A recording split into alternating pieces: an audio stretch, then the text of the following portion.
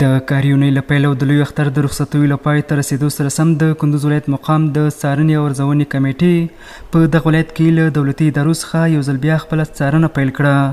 د دې کمیټې غړي وایي له دولتي ادارو څخه د څارنې موخه د کاري چارو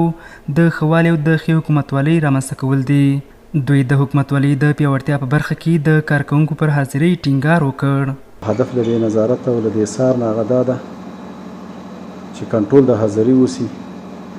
کارمندان وکتل سي چې په وخت باندې حاضر دي که نه دي حاضر. خو لله الحمد چې موږ وکتل اکثره اداراتو کې کارمندان په وخت حاضر سوي وو، حاضري یې موږ کنټرول کړه او کوم کسان چې بې ضرورته غیر حاضر وو هغه هم د هغو خانې قید کړې، غیر حاضر هم کړل. زموږ موخه او هدف د دې څار او ارزونې څخه دا ده چې تر څو په اداراتو کې مامورین کنټرول شي او خپلو وظایفو ته په وخت ځانونه حاضر کړي.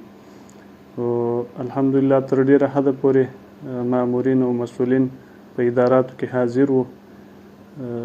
او بیا مو د ټولو مسؤلینو څخه دا غوښتنه ده چې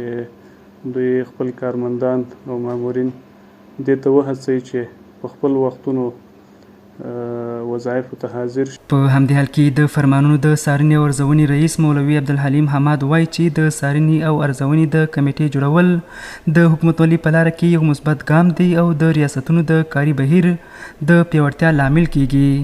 دا کمیټه په خپل وخت سره په ټولو ریاستونو باندې ګرځي او د هغوی نظارت کوي چې د دې کمیټې تګ هغه ریاست ته د هغه کارمندانو لپاره هم روحیه ورکوي، هم ډېرې ښې پایلې لري، هم هغه کارمندان خپل کار ته پابنده کیږي. نو موږ د دې کمیټې نه چې موږ ریاست ته راغلي دي هرکلی کوو، الله تعالی دې هر کله راولي، موږ ترې نه خوشحاله یو.